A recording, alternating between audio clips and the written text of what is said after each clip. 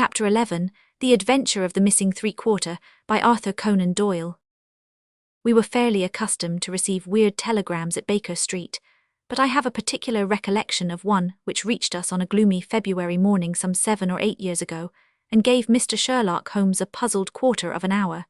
It was addressed to him, and ran thus: "Please await me, terrible misfortune, right-wing three-quarter missing, indispensable tomorrow, Overton.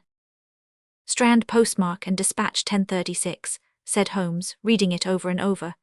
Mr. Overton was evidently considerably excited when he sent it, and somewhat incoherent in consequence. Well, he will be here, I dare say, by the time I have looked through the Times, and then we shall know all about it. Even the most insignificant problem would be welcome in these stagnant days." Things had indeed been very slow with us, and I had learned to dread such periods of inaction, for I knew by experience that my companion's brain was so abnormally active that it was dangerous to leave it without material upon which to work. For years I had gradually weaned him from that drug mania which had threatened once to check his remarkable career. Now I knew that under ordinary conditions he no longer craved for this artificial stimulus, but I was well aware that the fiend was not dead, but sleeping, and I have known that the sleep was a light one, and the waking near when in periods of idleness I have seen the drawn look upon Holmes's ascetic face, and the brooding of his deep-set and inscrutable eyes. Therefore I blessed this Mr. Overton, whoever he might be, since he had come with his enigmatic message to break that dangerous calm which brought more peril to my friend than all the storms of his tempestuous life. As we had expected, the telegram was soon followed by its sender, and the card of Mr. Cyril Overton, of Trinity College, Cambridge, announced the arrival of an enormous young man, 16 stone of solid bone and muscle, who spanned the doorway with his broad shoulders and looked from one of us to the other with a comely face which was haggard with anxiety. "Mr. Sherlock Holmes." My companion bowed. "I've been down to Scotland Yard, Mr. Holmes. I saw Inspector Stanley Hopkins. He advised me to come to you. He said the case, so far as he could see, was more in your line than in that of the regular police." "Pray sit down and tell me what is the matter." "It's awful, Mr. Holmes, simply awful. I wonder my hair isn't grey." "Godfrey Stanton, you've heard of him, of course. He's simply the hinge that the whole team turns on. I'd rather spare 2 from the pack and have Godfrey for my three-quarter line. Whether it's passing or tackling or dribbling, there's no one to touch him, and then he's got the head and can hold us all together. What am I to do? That's what I ask you, Mr. Holmes. There's Morehouse first reserve, but he is trained as a half, and he always edges right in on to the scrum instead of keeping out on the touchline.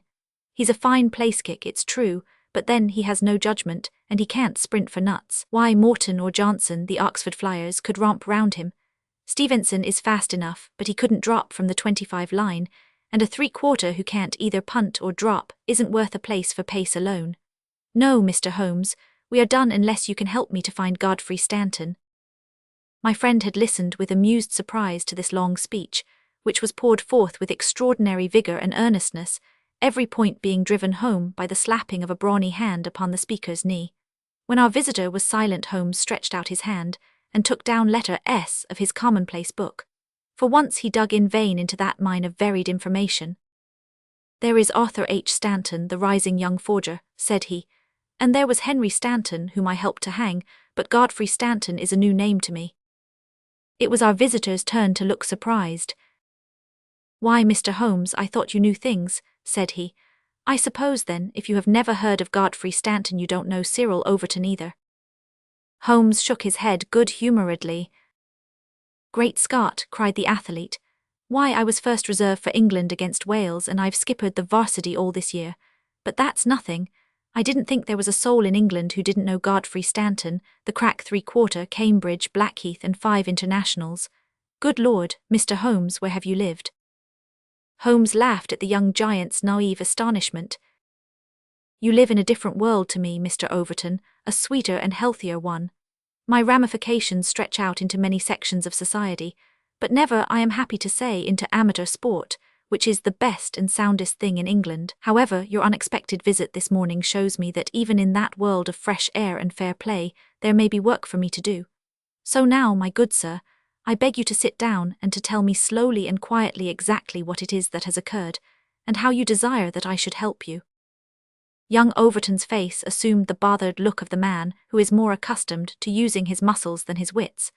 But by degrees, with many repetitions and obscurities which I may omit from his narrative, he laid his strange story before us. It's this way, Mr. Holmes.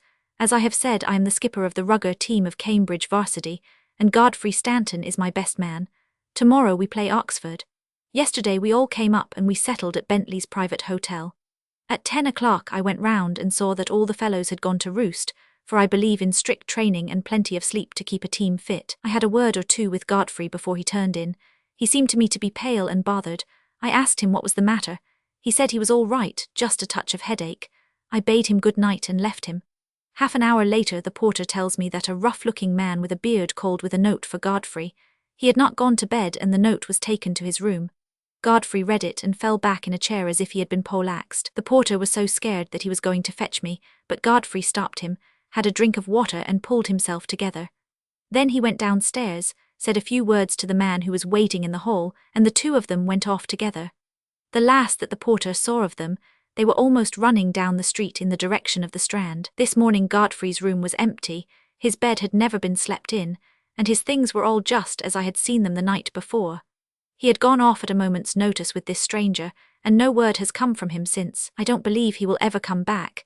He was a sportsman, was Godfrey, down to his marrow, and he wouldn't have stopped his training and let in his skipper if it were not for some cause that was too strong for him. No, I feel as if he were gone for good and we should never see him again. Sherlock Holmes listened with the deepest attention to this singular narrative. "What did you do?" he asked. "I wired to Cambridge to learn if anything had been heard of him there. I have had an answer. No one has seen him." "Could he have got back to Cambridge?" "Yes, there is a late train, 11:15. But so far as you can ascertain, he did not take it." "No, he has not been seen." "What did you do next?" "I wired to Lord Mount James." "Why to Lord Mount James?" "Godfrey is an orphan, and Lord Mount James is his nearest relative, his uncle, I believe." "Indeed, this throws new light upon the matter. Lord Mount James is one of the richest men in England." "So I've heard Godfrey say." "And your friend was closely related?" "Yes, he was his heir, and the old boy is nearly 80, cram full of gout too. They say he could chalk his billiard cue with his knuckles. He never allowed Godfrey a shilling in his life, for he is an absolute miser, but it will all come to him right enough." "Have you heard from Lord Mount James?" "No." "What motive could your friend have in going to Lord Mount James?" "Well, something was worrying him the night before, and if it was to do with money, it is possible that he would make for his nearest relative who had so much of it, though from all I have heard he would not have much chance of getting it. Godfrey was not fond of the old man. He would not go if he could help it." "Well, we can soon determine that. If your friend was going to his relative, Lord Mount James, you have then to explain the visit of this rough-looking fellow at so late an hour, and the agitation that was caused by his coming." Cyril Overton pressed his hands to his head. "I can make nothing of it," said he. Well, I have a clear day, and I shall be happy to look into the matter," said Holmes. "I should strongly recommend you to make your preparations for your match without reference to this young gentleman. It must, as you say, have been an overpowering necessity which tore him away in such a fashion, and the same necessity is likely to hold him away.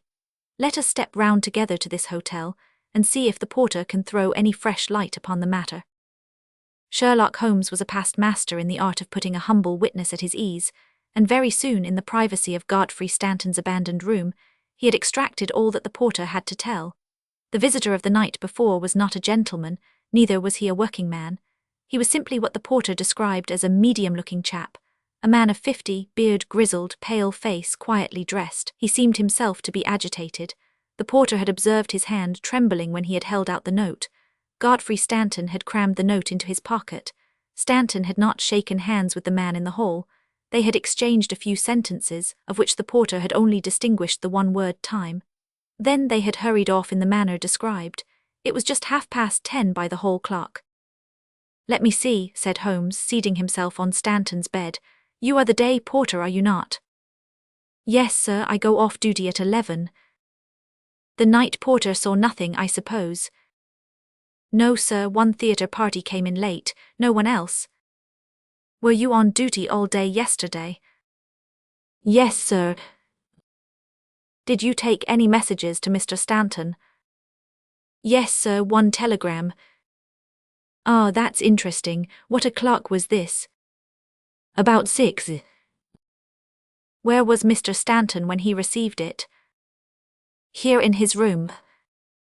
Were you present when he opened it? Yes, sir, I waited to see if there was an answer.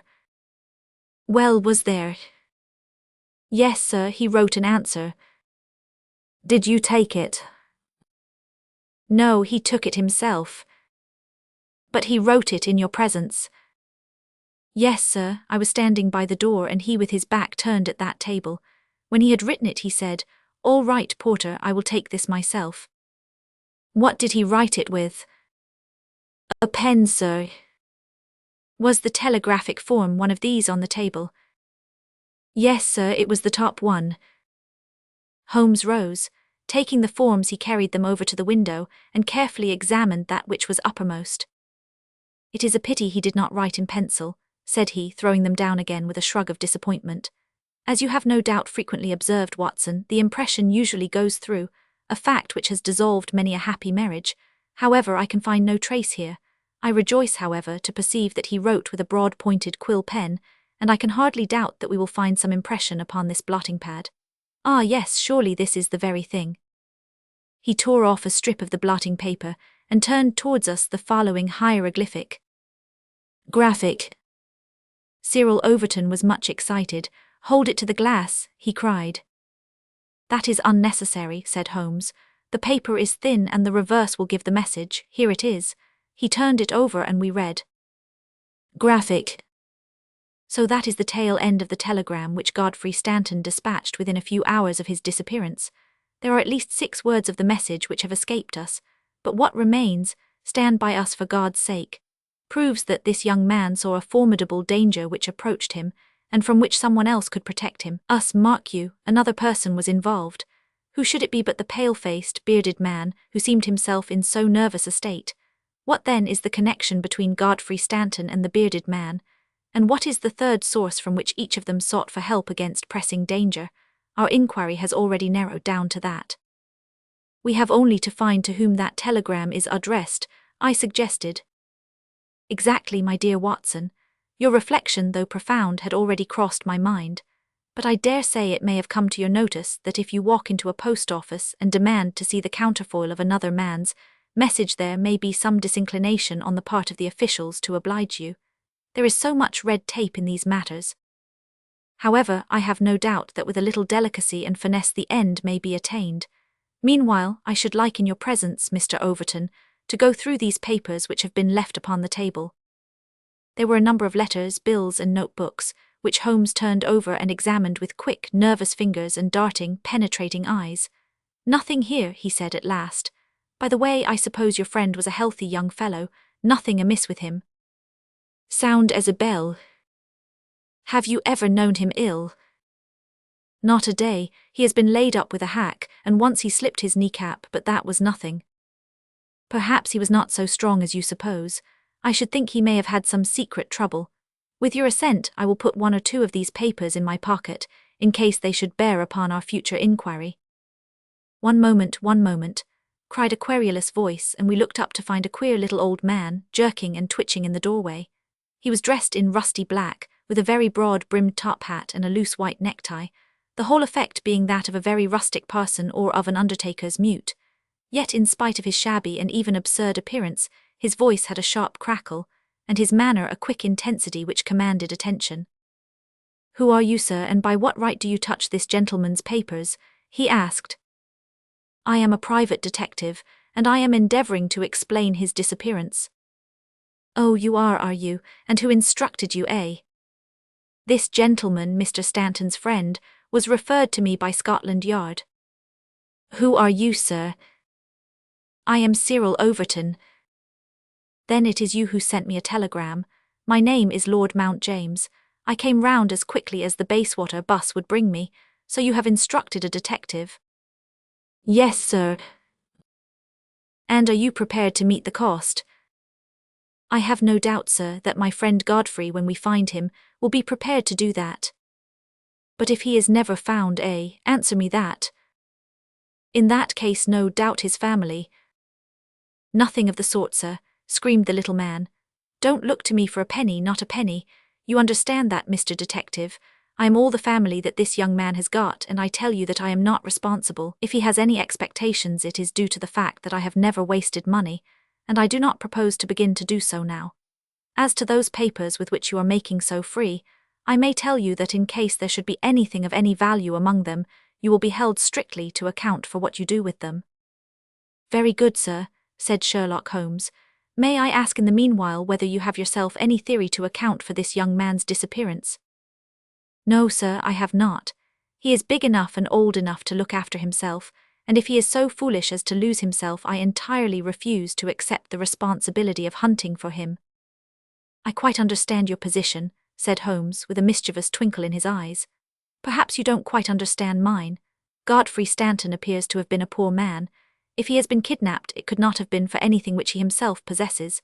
The fame of your wealth has gone abroad, Lord Mount James, and it is entirely possible that a gang of thieves have secured your nephew in order to gain from him some information as to your house, your habits, and your treasure.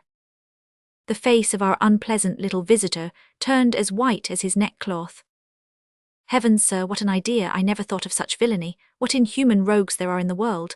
But Godfrey is a fine lad, a staunch lad. Nothing would induce him to give his old uncle away. I'll have the plate moved over to the bank this evening. In the meantime, spare no pains, Mr. Detective. I beg you to leave no stone unturned to bring him safely back. As to money, well, so far as a fiver or even a tenner goes, you can always look to me. Even in his chastened frame of mind, the noble miser could give us no information which could help us, for he knew little of the private life of his nephew.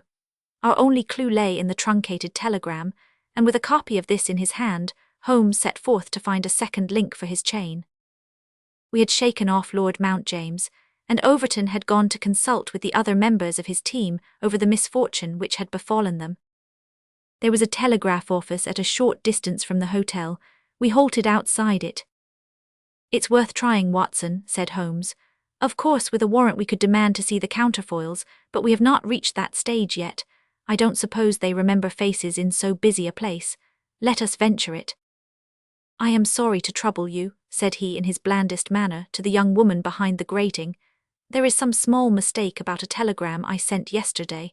I have had no answer, and I very much fear that I must have omitted to put my name at the end. Could you tell me if this was so? The young woman turned over a sheaf of counterfoils. What o'clock was it? She asked. A little after 6. Whom was it to? Holmes put his finger to his lips and glanced at me. The last words in it were, for God's sake, he whispered confidentially. I am very anxious at getting no answer. The young woman separated one of the forms. This is it, there is no name, said she, smoothing it out upon the counter. Then that of course accounts for my getting no answer, said Holmes. Dear me, how very stupid of me, to be sure. Good morning, miss, and many thanks for having relieved my mind. He chuckled and rubbed his hands when we found ourselves in the street once more. Well, I asked. We progress, my dear Watson, we progress. I had 7 different schemes for getting a glimpse of that telegram, but I could hardly hope to succeed the very first time. And what have you gained? A starting point for our investigation. He hailed a cab. King's Cross Station, said he. We have a journey then. Yes, I think we must run down to Cambridge together. All the indications seem to me to point in that direction. Tell me, I asked as we rattled up Gray's Inn Road, have you any suspicion yet as to the cause of the disappearance? I don't think that among all our cases I have known one where the motives are more obscure. Surely you don't really imagine that he may be kidnapped in order to give information against his wealthy uncle? I confess, my dear Watson, that does not appeal to me as a very probable explanation. It struck me, however, as being the one which was most likely to interest that exceedingly unpleasant old person. It certainly did that, but what are your alternatives? I could mention several. You must admit that it is curious and suggestive that this incident should occur on the eve of this important match, and should involve the only man whose presence seems essential to the success of the side. It may, of course, be coincidence, but it is interesting. Amateur sport is free from betting, but a good deal of outside betting goes on among the public, and it is possible that it might be worth someone's while to get at a player, as the ruffians of the turf get at a race horse. There is one explanation. A second very obvious one is that this young man really is the heir of a great property, however modest his means may at present be, and it is not impossible that a plot to hold him for ransom might be concocted. These theories take no account of the telegram. Quite true, Watson. The telegram still remains the only solid thing with which we have to deal, and we must not permit our attention to wander away from it. It is to gain light upon the purpose of this telegram that we are now upon our way to Cambridge.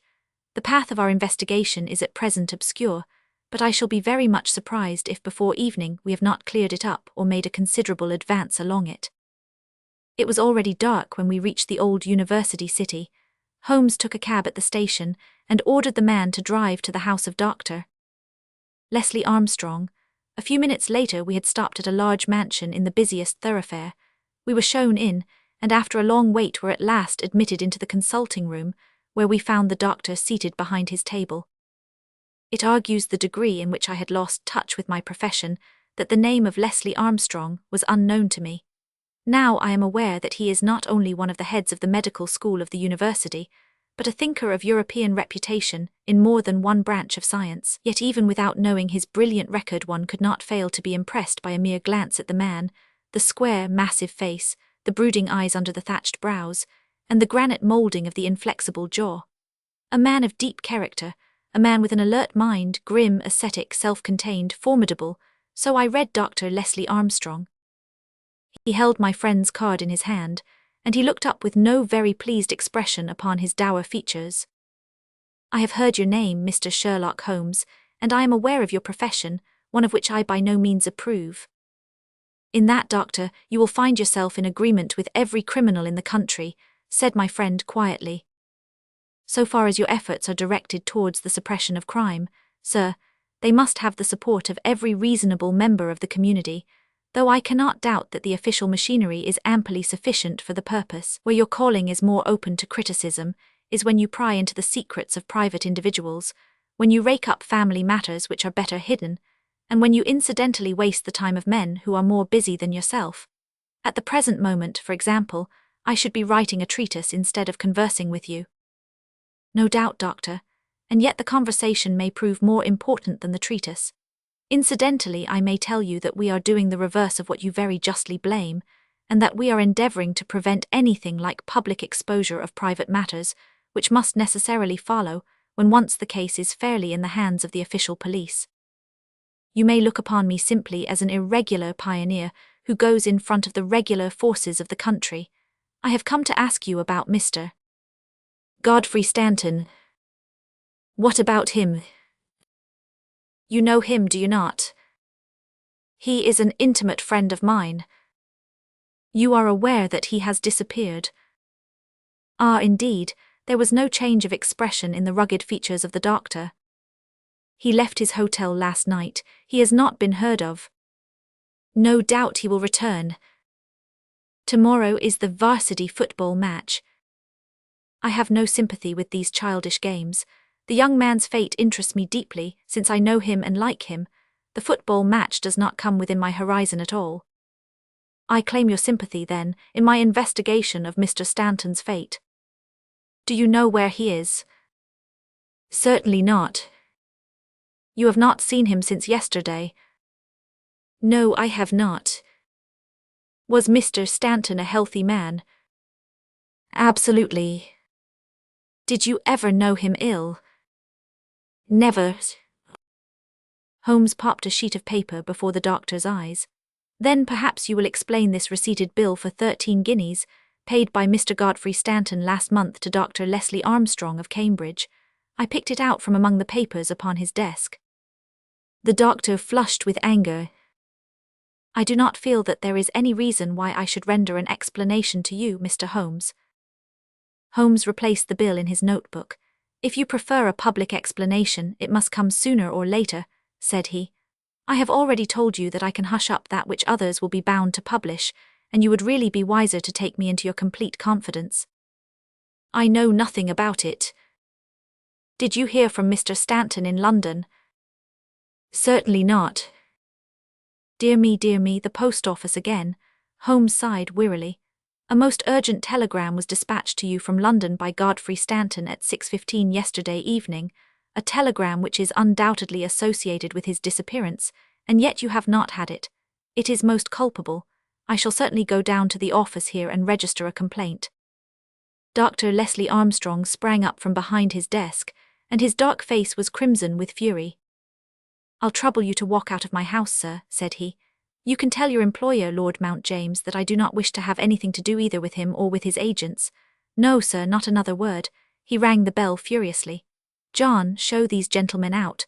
A pompous butler ushered us severely to the door, and we found ourselves in the street. Holmes burst out laughing. Dr. Leslie Armstrong is certainly a man of energy and character, said he. I have not seen a man who, if he turned his talents that way, was more calculated to fill the gap left by the illustrious Moriarty. And now, my poor Watson, here we are, stranded and friendless in this inhospitable town, which we cannot leave without abandoning our case. This little inn just opposite Armstrong's house is singularly adapted to our needs. If you would engage a front room and purchase the necessaries for the night, I may have time to make a few inquiries. These few inquiries proved, however, to be a more lengthy proceeding than Holmes had imagined, for he did not return to the inn until nearly 9 o'clock. He was pale and dejected, stained with dust, and exhausted with hunger and fatigue. A cold supper was ready upon the table, and when his needs were satisfied and his pipe alight, he was ready to take that half-comic and wholly philosophically view which was natural to him when his affairs were going awry. The sound of carriage wheels caused him to rise and glance out of the window. A brougham and pair of greys under the glare of a gas lamp stood before the doctor's door. It's been out 3 hours, said Holmes. Started at 6:30 and here it is back again. That gives a radius of 10 or 12 miles, and he does it once or sometimes twice a day. No unusual thing for a doctor in practice. But Armstrong is not really a doctor in practice. He is a lecturer and a consultant, but he does not care for general practice, which distracts him from his literary work. Why then does he make these long journeys, which must be exceedingly irksome to him, and who is it that he visits? His coachman. My dear Watson, can you doubt that it was to him that I first applied? I do not know whether it came from his own innate depravity or from the promptings of his master, but he was rude enough to set a dog at me. Neither dog nor man liked the look of my stick, however, and the matter fell through. Relations were strained after that, and further inquiries out of the question. All that I have learned I got from a friendly native in the yard of our own inn. It was he who told me of the doctor's habits and of his daily journey. At that instant, to give point to his words, the carriage came round to the door. Could you not follow it? Excellent, Watson, you are scintillating this evening. The idea did cross my mind. There is, as you may have observed, a bicycle shop next to our inn. Into this I rushed, engaged a bicycle, and was able to get started before the carriage was quite out of sight. I rapidly overtook it, and then, keeping at a discreet distance of 100 yards or so, I followed its lights until we were clear of the town. We had got well out on the country road when a somewhat mortifying incident occurred. The carriage stopped, the doctor alighted, walked swiftly back to where I had also halted, and told me in an excellent sardonic fashion that he feared the road was narrow, and that he hoped his carriage did not impede the passage of my bicycle. Nothing could have been more admirable than his way of putting it. I at once rode past the carriage, and keeping to the main road I went on for a few miles, and then halted in a convenient place to see if the carriage passed.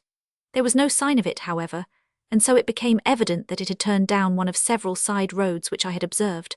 I rode back, but again saw nothing of the carriage, and now, as you perceive, it has returned after me. Of course, I had at the outset no particular reason to connect these journeys with the disappearance of Godfrey Stanton, and was only inclined to investigate them on the general grounds that everything which concerns Dr. Armstrong is at present of interest to us. But now that I find he keeps so keen a lookout upon anyone who may follow him on these excursions, the affair appears more important, and I shall not be satisfied until I have made the matter clear. We can follow him tomorrow. Can we? It is not so easy as you seem to think. You are not familiar with Cambridgeshire scenery, are you? It does not lend itself to concealment. All this country that I passed over tonight is as flat and clean as the palm of your hand, and the man we are following is no fool, as he very clearly showed tonight. I have wired to Overton to let us know any fresh London developments at this address, and in the meantime we can only concentrate our attention upon Dr. Armstrong, whose name the obliging young lady at the office allowed me to read upon the counterfoil of Stanton's urgent message. He knows where the young man is, to that I'll swear, and if he knows, then it must be our own fault if we cannot manage to know also. At present it must be admitted that the odd trick is in his possession, and as you are aware, Watson, it is not my habit to leave the game in that condition. And yet the next day brought us no nearer to the solution of the mystery. A note was handed in after breakfast, which Holmes passed across to me with a smile. Sir, it ran, I can assure you that you are wasting your time in dogging my movements. I have, as you discovered last night, a window at the back of my brougham, and if you desire a 20-mile ride which will lead you to the spot from which you started, you have only to follow me. Meanwhile, I can inform you that no spying upon me can in any way help Mr. Godfrey Stanton, and I am convinced that the best service you can do to that gentleman is to return at once to London, and to report to your employer that you are unable to trace him. Your time in Cambridge will certainly be wasted. Yours faithfully, Leslie Armstrong. An outspoken, honest antagonist is the doctor, said Holmes. Well, he excites my curiosity, and I must really know more before I leave him. His carriage is at his door now, said I, there he is stepping into it. I saw him glance up at our window as he did so. Suppose I try my luck upon the bicycle? No, my dear Watson. With all respect for your natural acumen, I do not think that you are quite a match for the worthy doctor. I think that possibly I can attain our end by some independent explorations of my own. I am afraid that I must leave you to your own devices, as the appearance of two inquiring strangers upon a sleepy countryside might excite more gossip than I care for. No doubt you will find some sights to amuse you in this venerable city, and I hope to bring back a more favourable report to you before evening. Once more, however, my friend was destined to be disappointed. He came back at night weary and unsuccessful. I have had a blank day, Watson. Having got the doctor's general direction, I spent the day in visiting all the villages upon that side of Cambridge and comparing notes with publicans and other local news agencies. I have covered some ground. Chesterton, Histon, Waterbeach and Oakington have each been explored and have each proved disappointing. The daily appearance of a brougham and pair could hardly have been overlooked in such sleepy hollows. The doctor has scored once more. Is there a telegram for me? Yes, I opened it. Here it is. Ask for Pompey from Jeremy Dixon, Trinity College. I don't understand it. Oh, it is clear enough. It is from our friend Overton and is in answer to a question from me. I'll just send round a note to Mr. Jeremy Dixon, and then I have no doubt that our luck will turn. By the way, is there any news of the match? Yes, the local evening paper has an excellent account in its last edition. Oxford won by a goal and 2 tries. The last sentences of the description say, the defeat of the Light Blues may be entirely attributed to the unfortunate absence of the crack international, Godfrey Stanton, whose want was felt at every instant of the game. The lack of combination in the three-quarter line and their weakness both in attack and defence more than neutralised the efforts of a heavy and hard-working pack. Then our friend Overton's forebodings have been justified, said Holmes. Personally, I am in agreement with Dr. Armstrong, and football does not come within my horizon. Early to bed tonight, Watson, for I foresee that tomorrow may be an eventful day. I was horrified by my first glimpse of Holmes next morning, for he sat by the fire holding his tiny hypodermic syringe. I associated that instrument with the single weakness of his nature, and I feared the worst when I saw it glittering in his hand. He laughed at my expression of dismay, and laid it upon the table. No, my dear fellow, there is no cause for alarm. It is not upon this occasion the instrument of evil, but it will rather prove to be the key which will unlock our mystery. On this syringe I base all my hopes. I have just returned from a small scouting expedition and everything is favourable. Eat a good breakfast, Watson, for I propose to get upon Dr. Armstrong's trail today, and once on it I will not stop for rest or food until I run him to his burrow. In that case, said I, we had best carry our breakfast with us, for he is making an early start. His carriage is at the door. Never mind, let him go. He will be clever if he can drive where I cannot follow him. When you have finished, come downstairs with me, and I will introduce you to a detective who is a very eminent specialist in the work that lies before us. When we descended, I followed Holmes into the stable yard. where he opened the door of a loose box and led out a squat, lop-eared, white and tan dog, something between a beagle and a foxhound. "Let me introduce you to Pompey," said he. "Pompey is the pride of the local draghounds, no very great flyer as his build will show, but a staunch hound on a scent. Well, Pompey, you may not be fast, but I expect you will be too fast for a couple of middle-aged London gentlemen, so I will take the liberty of fastening this leather leash to your collar. Now, boy, come along, and show what you can do." He led him across to the doctor's door. The dog sniffed round for an instant, and then with a shrill whine of excitement started off down the street, tugging at his leash in his efforts to go faster. In half an hour we were clear of the town and hastening down a country road. "What have you done, Holmes?" I asked. "A threadbare and venerable device, but useful upon occasion. I walked into the doctor's yard this morning and shot my syringe full of aniseed over the hind wheel. A draghound will follow aniseed from here to John O'Groats, and our friend Armstrong would have to drive through the Cam before he would shake Pompey off his trail. Oh, the cunning rascal! This is how he gave me the slip the other night." The dog had suddenly turned out of the main road into a grass-grown lane.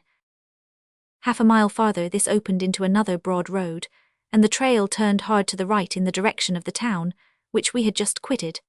The road took a sweep to the south of the town and continued in the opposite direction to that in which we started. "This detour has been entirely for our benefit, then," said Holmes. "No wonder that my inquiries among those villages led to nothing. The doctor has certainly played the game for all it is worth, and one would like to know the reason for such elaborate deception. This should be the village of Trumpington to the right of us. And by Jove, here is the brougham coming round the corner. Quick, Watson, quick, or we are done." He sprang through a gate into a field, dragging the reluctant Pompey after him. We had hardly got under the shelter of the hedge when the carriage rattled past. I caught a glimpse of Dr. Armstrong within, his shoulders bowed, his head sunk on his hands, the very image of distress. I could tell by my companion's graver face that he also had seen. "I fear there is some dark ending to our quest," said he. "It cannot be long before we know it. Come, Pompey, it is the cottage in the field." There could be no doubt that we had reached the end of our journey. Pompey ran about and whined eagerly outside the gate where the marks of the brougham's wheels were still to be seen. A footpath led across to the lonely cottage. Holmes tied the dog to the hedge, and we hastened onwards. My friend knocked at the little rustic door and knocked again without response. And yet the cottage was not deserted, for a low sound came to our ears, a kind of drone of misery and despair which was indescribably melancholy. Holmes paused irresolute, and then he glanced back at the road which we had just traversed. A brougham was coming down it, and there could be no mistaking those grey horses. "By Jove, the doctor is coming back," cried Holmes. "That settles it, we are bound to see what it means before he comes." He opened the door and we stepped into the hall. The droning sound swelled louder upon our ears until it became one long, deep wail of distress. It came from upstairs. Holmes darted up and I followed him. He pushed open a half-closed door and we both stood appalled at the sight before us. A woman, young and beautiful, was lying dead upon the bed. Her calm, pale face with dim, wide-opened blue eyes looked upward from amid a great tangle of golden hair. At the foot of the bed, half sitting, half kneeling, his face buried in the clothes, was a young man whose frame was racked by his sobs. So absorbed was he by his bitter grief that he never looked up until Holmes's hand was on his shoulder. "Are you Mr. Godfrey Stanton?" Yes, I am, but you are too late, she is dead." The man was so dazed that he could not be made to understand that we were anything but doctors who had been sent to his assistance. Holmes was endeavouring to utter a few words of consolation, and to explain the alarm which had been caused to his friends by his sudden disappearance, when there was a step upon the stairs, and there was the heavy, stern, questioning face of Dr. Armstrong at the door. "So, gentlemen," said he, "you have attained your end, and have certainly chosen a particularly delicate moment for your intrusion. I would not brawl in the presence of death, but I can assure you that if I were a younger man your monstrous conduct would not pass with impunity." "Excuse me, Dr. Armstrong, I think we are a little at cross purposes," said my friend with dignity. "If you could step downstairs with us, we may each be able to give some light to the other upon this miserable affair."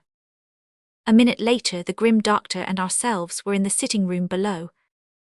"Well, sir," said he, "I wish you to understand, in the first place, that I am not employed by Lord Mount James, and that my sympathies in this matter are entirely against that nobleman. When a man is lost it is my duty to ascertain his fate, But having done so, the matter ends so far as I am concerned, and so long as there is nothing criminal, I am much more anxious to hush up private scandals than to give them publicity.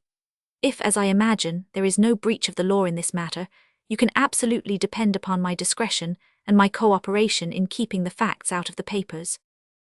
Dr. Armstrong took a quick step forward and wrung Holmes by the hand. "You are a good fellow," said he. "I had misjudged you. I thank heaven that my compunction at leaving poor Stanton all alone in this plight caused me to turn my carriage back, and so to make your acquaintance. Knowing as much as you do, the situation is very easily explained. A year ago Godfrey Stanton lodged in London for a time, and became passionately attached to his landlady's daughter whom he married. She was as good as she was beautiful, and as intelligent as she was good. No man need be ashamed of such a wife, but Godfrey was the heir to this crabbed old nobleman, and it was quite certain that the news of his marriage would have been the end of his inheritance. I knew the lad well, and I loved him for his many excellent qualities. I did all I could to help him to keep things straight. We did our very best to keep the thing from everyone, for when once such a whisper gets about it is not long before everyone has heard it. Thanks to this lonely cottage and his own discretion, Godfrey has up to now succeeded. Their secret was known to no one save to me, and to one excellent servant who has at present gone for assistance to Trumpington. But at last there came a terrible blow in the shape of dangerous illness to his wife. It was consumption of the most virulent kind. The poor boy was half crazed with grief, and yet he had to go to London to play this match, for he could not get out of it without explanations which would expose his secret. I tried to cheer him up by a wire, and he sent me one in reply imploring me to do all I could. This was the telegram which you appear in some inexplicable way to have seen. I did not tell him how urgent the danger was, for I knew that he could do no good here, but I sent the truth to the girl's father, and he very injudiciously communicated it to Godfrey. The result was that he came straight away in a state bordering on frenzy, and has remained in the same state, kneeling at the end of her bed, until this morning death put an end to her sufferings. That is all, Mr. Holmes, and I am sure that I can rely upon your discretion and that of your friend." Holmes grasped the doctor's hand. "Come, Watson," said he, and we passed from that house of grief into the pale sunlight of the winter day. The Strand Magazine, Vaux, September 1904, The Return of Sherlock Holmes. By Arthur Conan Doyle.